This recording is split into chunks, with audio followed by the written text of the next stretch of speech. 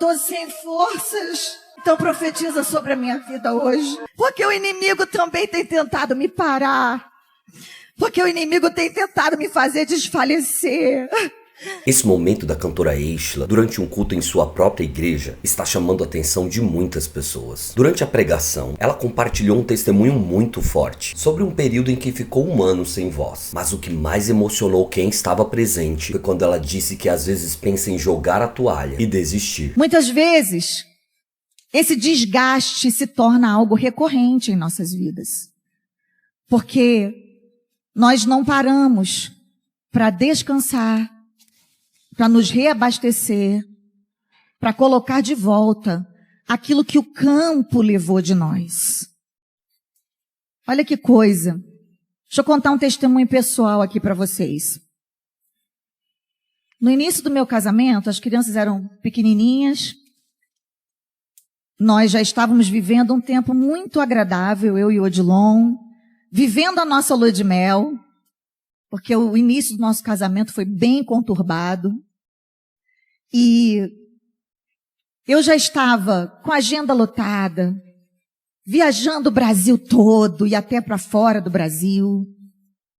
O Odilon já trabalhava na casa do Senhor, acho que ele já era pastor nessa época, já tinha sido consagrado.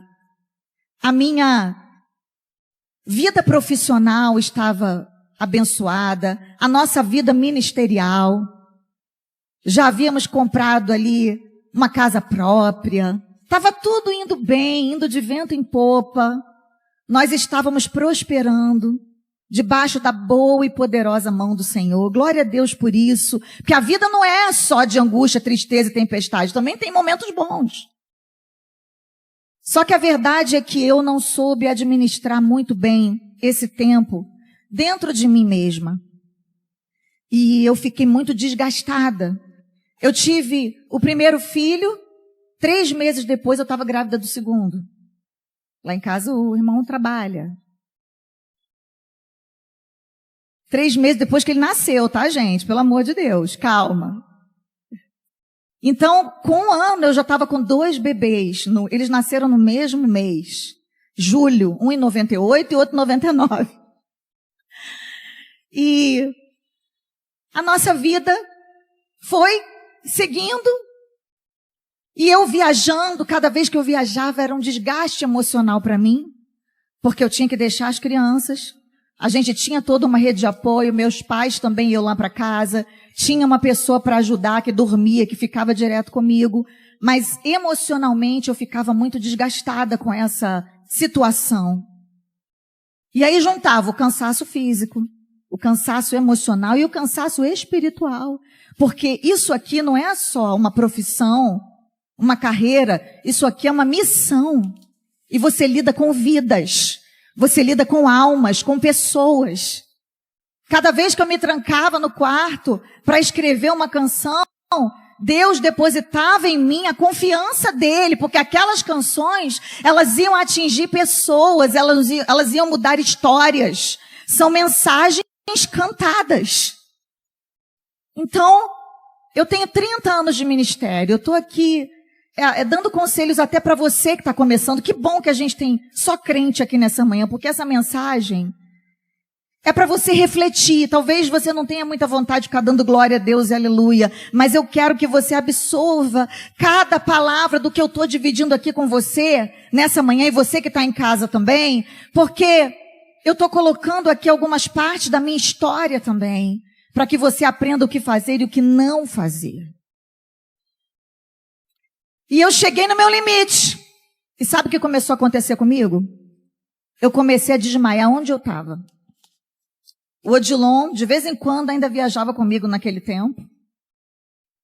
E dentro do avião, eu apagava.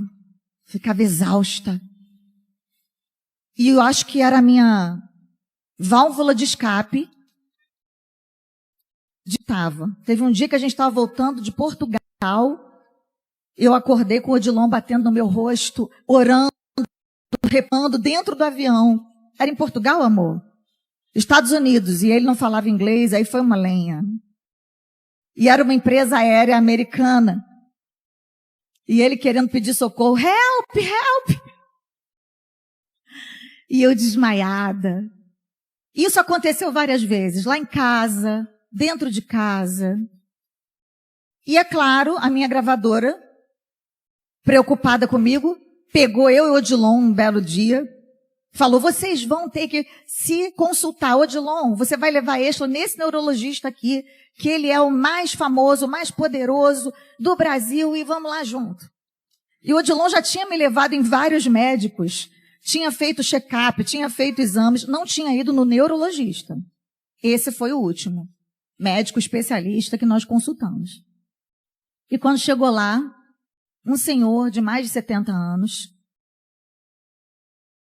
ele fez todos os exames, me passou uma bateria de exames, eu fiz os exames, todos, e voltei na consulta com o Odilon.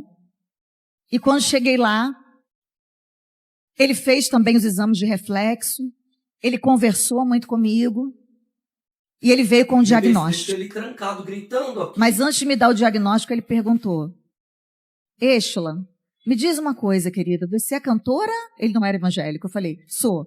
Você é cantora gospel? Eu falei, sim. Aí ele, pois é. Então, pelo que eu entendo, você não é uma cantora, assim, e citou o nome de uma cantora famosa, como a fulana de tal, que vai lá no carnaval, canta, dança, rebola e pronto. Você entrega algo de si mesma. Porque uma cantora gospel, ela não apenas entretém, ela se doa. Não é verdade? Olha só, Deus usando a boca do homem que não era nem crente. Aí eu falei, é verdade. Ele disse, quando você acaba de fazer o seu trabalho, quem é que repõe tudo isso em você, que você entrega? Eu falei, Deus? Ele, Deus. Mas você para Deus repor? Ele falou aquilo e eu pensei, defina parar, né? Ele disse, parar, querida, é pisar no freio até o 0. Você não pode pisar no freio até o 50, porque senão você vai acelerar de novo, vai de novo até o 200. Você está indo a 200 por hora, 300 por hora. Calma, descansa, pisa no freio, para receber de volta aquilo que Deus te mandou entregar. Sabe por quê? Porque se você morrer, e é isso que vai acontecer, porque um dia você vai e não volta. Você não tem nada. Todos os seus exames estão normais. O que você tem é exaustão. Você está exausta. Você está desfalecendo. E um dia pode ser que você não volte. E se você não voltar, sabe o que vai acontecer? Sua gravadora vai botar outra no seu lugar. A sua igreja vai chorar, mas outra vai entrar no seu lugar. Seus filhos vão ter uma madrasta e seu marido vai ter outra mulher. Quando ele falou isso, meus irmãos, pensa numa decisão que eu tomei de mudar de vida. Tudo menos isso.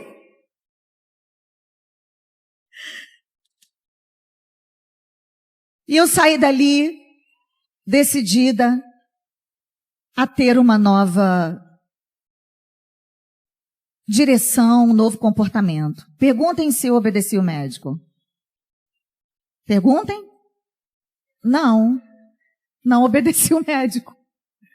E sabe o que aconteceu? A minha voz foi embora. Eu fiquei tão exausta, tão desgastada, que eu tive que operar as cordas vocais. E eu fui obrigada a ficar parada em casa durante 1 ano inteiro. Porque a minha cirurgia não deu certo. E o que era para ser uma solução rápida, foi uma solução demorada. Eu queria resolver rápido. Porque comigo tudo é muito prático, muito rápido. E Deus estava trabalhando no meu coração a longo prazo. E no ano de 2009, no auge da minha carreira, tinha acabado de gravar um DVD para 300 mil pessoas em Fortaleza, com a participação de vários amigos. Foi um momento marcante na minha vida. Deus parou tudo soberano na nossa vida. E eu parei para ser tratada por Deus. Naquele período de 1 ano em casa, muito triste, muito chateada, fazendo birra com Deus, perguntando por que a Beyoncé tinha voz para cantar e eu não tinha. Eu fui para dentro da minha casa, dentro do meu quarto, e ali dentro do meu quarto o Espírito Santo falou comigo. Quem disse que eu preciso do seu trabalho, da sua voz, do seu ativismo para ser adorado? Se a sua voz não voltar, você vai parar de me adorar? Será que você é capaz de me adorar apesar do que você não tem, apesar do que te falta, apesar do que eu não estou te dando? Foi o primeiro grande desafio que eu enfrentei na minha história com Deus. E eu não tinha noção do que eu perderia no futuro. Não por castigo, mas pela vontade soberana de Deus, porque Deus é soberano, meus amados. Deus está no controle, não é Deus quem se adequa aos nossos planos, não é Deus quem se adequa à nossa carreira, à nossa maneira de ser, ao nosso ministério, é nós que nos adequamos ao propósito dele. Entenda isso! E ali naquele momento eu entreguei para Deus a minha vida, o meu ministério, o meu futuro. Se eu não tiver voz para te adorar, vou te adorar com minhas mãos, vou aprender libras, eu vou fazer gestos, mas eu nunca vou parar de te adorar. Haja o que houver, aconteça o que acontecer. E assim tem sido. Toda a minha vida eu não desisti de adorar. Foi nesse período que eu escrevi Nada Pode Calar um Adorador e muitas outras canções que vocês cantam até hoje. Esse é o momento mais forte do vídeo, você não pode perder. É a hora que ela rasga o coração e pede para o marido dela orar por ela e profetizar para a vida dela. É um grito de socorro, não é verdade? Você já se sentiu assim? Conta aqui pra mim. Eu confesso que às vezes a minha batalha me desgasta. Que muitas vezes a vontade que eu tenho é de jogar a toalha. Mas eu não vou desistir das pessoas assim como Deus não desiste de mim. Porque o inimigo também tem tentado me parar. Porque o inimigo tem tentado me fazer desfalecer. Mas eu estou aqui para declarar que eu nunca vou trocar o que é momentâneo por aquilo que é eterno. Abraça aí. Se não tem ninguém da sua família, abraça uma amiga. Abraça um amigo. Fala, hoje eu vou ser a sua família. Se brigou com o marido, pede perdão agora. Se brigou com a mulher, pede perdão. Se maltratou os filhos, pede perdão agora. Essa é uma manhã de reconciliação. Essa é uma manhã de conserto. Oh, Deus está te chamando para um tempo novo. Tudo novo, tudo novo. Eu vou fazer o que eu sempre faço lá em casa, Odilon. Quando eu estou sem forças, o que é que eu faço com você? Eu digo, profetiza sobre a minha vida, não é? Então profetiza sobre a minha vida hoje. E você vai fazer isso aí também. Deus, que manhã maravilhosa que o Senhor preparou para nós. Eu quero declarar nessa manhã, Senhor, que o Senhor tem preparado um novo tempo, um tempo de crescimento espiritual, emocional, um tempo de provisão, de portas abertas. Deus, eu declaro sobre a vida da minha esposa, em nome de Jesus, que ela não vai parar, que a voz profética que ela carrega vai ecoar durante muitos e muitos anos, que o Senhor venha usá-la com autoridade, com poder, com glória. Nós declaramos a bênção sobre a nossa casa, sobre nossa família. Que palavra abençoada. Quantos querem agradecer a Deus pela vida da pastora Isla? Glória a Deus, obrigado. Palavra profética de bênção, de restauração, de fortalecimento, em nome de Jesus.